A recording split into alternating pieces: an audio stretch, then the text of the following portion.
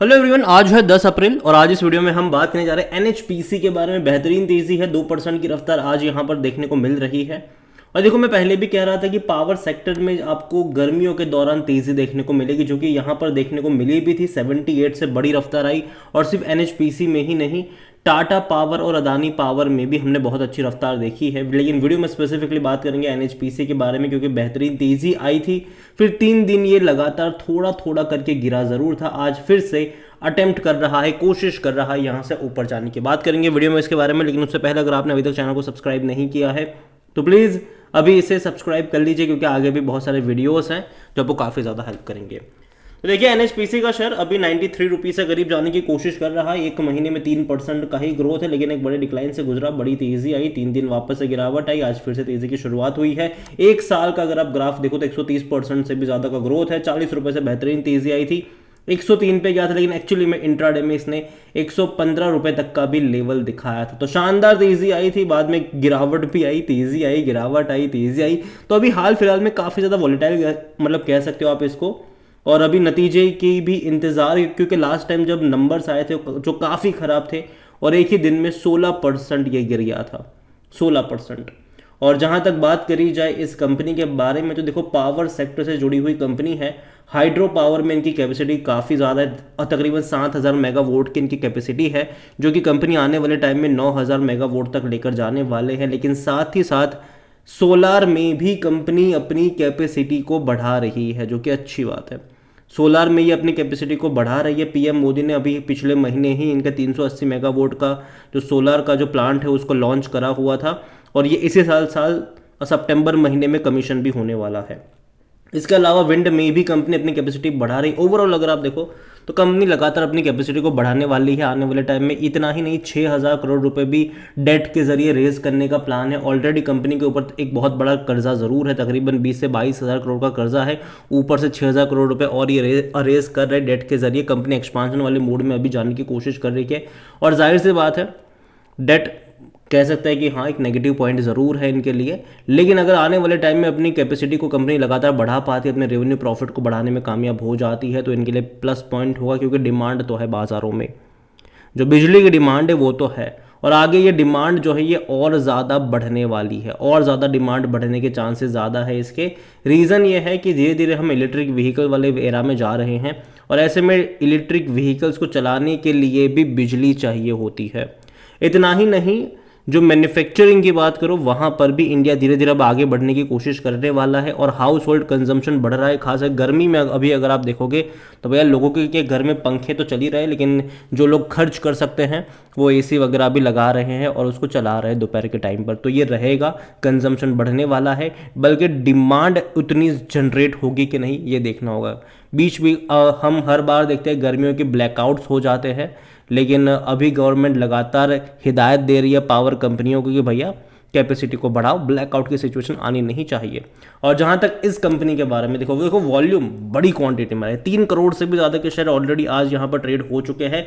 इसका जो all time high था वो 115 रुपये का था, जो हाल फिलहाल में बना था। लो इसका 115 रुपये का था, लो इसका 15 रुपये का था, और मार्केट कैप इसका 93,000 करोड़ के आसपास का है।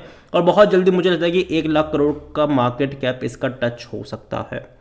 अगर नज़र करी जाए तो डिविडेंड भी अच्छा खासा ये पे कर रहा है। अगर आप इनके डिविडेंड के ऊपर नज़र करोगे तो 1 रुपये 40 पैसे का इसने इस साल पे करा है, पिछले साल 1 रुपये 40 पैसे का पे करा था, और 45 पैसे का बाद में अगस्त में भी पे करा था। साल में 2 बार ये डिविडेंड पे आउट करते हैं, और ये अच्छा डिविडेंड इसीलिए है क्योंकि पिछले साल जब इसने तकरीबन 2 रुपये के आसपास का पे करा था डिविडेंड, तब इसका शेयर प्राइस 40 रुपये का था। तो देखा जाए तो ये खराब नहीं है, ये अच्छा डिविडेंड मैं मानता हूँ इसका, ठीक है। लेकिन हाँ, जिस तरीके से अभी शेयर प्राइस डबल हुए हैं, डिविडेंड मुझे नहीं लगता कि डबल होंगे। लेकिन जो फाइनल डिविडेंड अगस्त में होगा वो अगर इनके नतीजे अच्छे आए, प्रॉफिट अगर अच्छा कमाया, तो शायद बढ़ सकता है। ये मेरा पर्सनल ओपिनियन है। और जहाँ तक बात करें इनके नतीजे को लेकर, तो अभी तक कोई डेट सामने नहीं आई है कि क्वार्टरली नंबर्स कब आएंगे, लेकिन उम्मीद करते हैं कि बहुत जल्दी इनके नंबर्स आ जाओ। जैसे नंबर्स आएंगे डेफिनेटली हम उसके बारे में भी बात करेंगे, क्योंकि बहुत ज़्यादा इंपॉर्टेंट हो जाने वाले हैं इसके नतीजे इस बार। रीज़न ये है कि भाई साहब देखिए, लास्ट क्वार्टर के नंबर उतने अच्छे नहीं थे। और जहाँ तक बात करी जाए वैल्यूएशन को लेकर, तो जो इसका पी रेशियो है वो 24 का है, सेक्टर पी 33 के करीब का देखने को मिल रहा है। 50% एनालिस्ट कहते हैं खरीदारी करो। जहाँ तक फिनेंशियल्स के बारे में अगर हम बात करी जाए तो फिनेंशियल्स में इसका जो रेवेन्यू है वो 2600 करोड़ के आसपास का लास्ट क्वार्टर में था, और प्रॉफिट 490 करोड़ का था, जो कि मेरे हिसाब से कम है क्योंकि कंपनी जो है वो इससे पहले अच्छा प्रॉफिट और रेवेन्यू कर रही थी। और अभी नेक्स्ट क्वार्टर के नंबर इंपॉर्टेंट होने वाले हैं कि कैसे आते हैं। जनरली होता यह है कि मार्च के नंबर अच्छे होते हैं और जून के बहुत अच्छे होते हैं, तो मैं उम्मीद करता हूं कि मार्च के नतीजे अच्छे आए, क्योंकि बहुत कुछ डिपेंड करता है। शेयर में ऑलरेडी बहुत बड़ी तेज़ी दिखाई है, अगर इस तेज़ी को बरकरार रहना है तो इनके नंबर जो है वो अच्छा आना ज़रूरी है। अगर नतीजे अच्छे नहीं आए तो वापस से गिरावट भी यहाँ पर शुरू हो सकती है, लेकिन जनरली मुझे लगता है कि नतीजे अच्छे आने के चांसेस ज़्यादा है। शेयर होल्डिंग के बारे में अगर बात करें तो प्रमोटर की होल्डिंग 70.95% की है, और मार्च क्वार्टर में प्रमोटर ने और 3.5% का स्टेक बेचा था ओएफएस के जरिए। प्रमोटर यहाँ पर गवर्नमेंट है, और 66 रुपीज़ का ओएफएस प्राइस था। इंस्टीट्यूशंस की अगर हम बात करें तो म्यूचुअल फंड की होल्डिंग 8.17% की है, 5.25 डोमेस्टिक के पास है, 7.38 एफआई। सो अच्छी खासी क्वांटिटी में इंस्टीट्यूशन क्वांटिटी यहाँ पर देखने को मिल रही है। और नेक्स्ट क्वार्टर की शेयर होल्डिंग पैटर्न भी इंपॉर्टेंट होने वाली है कि कैसे, मतलब कौन खरीद रहा था, क्योंकि देखा जाए तो जनवरी में और फरवरी में बहुत बड़ी तेज़ी इस कंपनी ने दिखाई है, तो वो देखना वहाँ पर इंपॉर्टेंट रहेगा। रिटेल्स और अदर्स की मिलाकर 8.26% की होल्डिंग है, जिनमें से रिटेल इन्वेस्टर 4.45% पर है और अदर पार्टीज 3.81% का स्टेक लेकर बैठे हैं।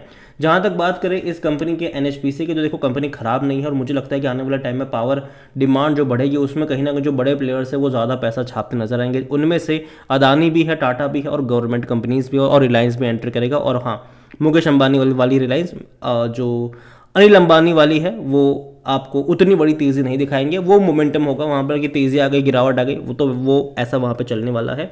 और यहाँ पर गवर्नमेंट कंपनी बहुत बड़े पैमाने पर अपनी कैपेसिटी को बढ़ाने सकती है, क्योंकि रीज़न ये है कि गवर्नमेंट नहीं चाहेगी कि ब्लैकआउट जैसे सिनारियो यहाँ पर देखने को मिले। और यहाँ पर मैं अभी इतना ही कहूँगा कि नज़र रखिएगा इस कंपनी के ऊपर, लेकिन हाँ, बाय ऑन डिप्स का अप्रोच जो है वो आपको यहाँ पर रखना चाहिए। ये मेरा मानना है, जिसके पास है वो होल्ड कर सकता है।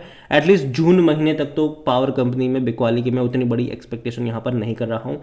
ये मेरा ओपिनियन है, बाकी मर्जी आपकी है। इसके अलावा अगर आप चाहते हैं कि एक और कंपनी है, और ये भी सरकारी कंपनी है, SJVN, अगर आप चाहते हैं कि मैं इसके ऊपर भी एक डिटेल वीडियो बनाऊँ तो कमेंट में इसका भी नाम लिखिएगा। जितनी ज़्यादा कमेंट आएगी उतना ही जल्दी वीडियो आएगा। वीडियो को यहीं पे एंड करता हूँ। पसंद आए तो लाइक करें, शेयर करें, चैनल अगर पहली बार है तो प्लीज़ सब्सक्राइब करें।